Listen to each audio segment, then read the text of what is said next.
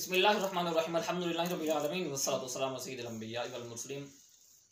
आज का जो सवाल पूछा गया है वो ये है कि वो कौन से लोग थे कि जिन्होंने 40 साल तक एक लिबास पहने रखा।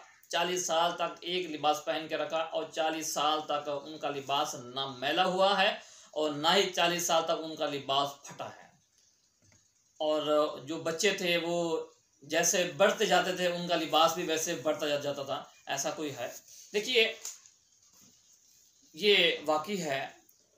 बनी इसराइल जब मिस्र से निकले, जो फिरौन था ये गर्क हो गया और ये समंदर से आगे निकले तो जिहाद का इनको हुक्म दिया गया था कि तुम जिहाद करो। तो ये जिहाद से मुंह मोड़ कर बैठ गए।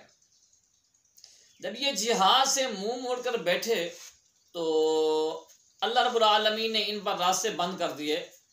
तो ये जो वादी तिया है उसमें ये लोग घूमते रहे। 40 साल तक अरसा ये इसमें चक्कर लगाते रहे।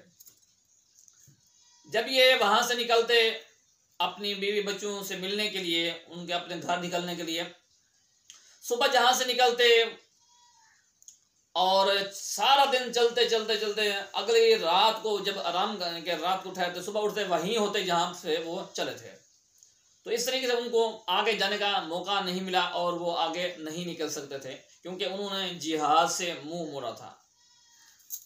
और इस दौरान सैयदना मूसा अलैहिस्सलाम भी, सैयदना हारून अलैहिस्सलाम भी उनके साथ थे और ये बड़ी तादाद में ये बनी इसराइल के अफराद थे।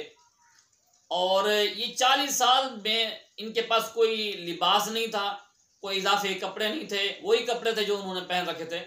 अल्लाह ताला की करम नवाज़ी ये इन पर हुई है कि इन 40 सालों में उनके कपड़े ना तो फटे हैं और ना ही इनके कपड़े मैले हुए हैं। बंदा कपड़े पहनता है, सुबह पहनता है, शाम को तो मैले हो जाते हैं।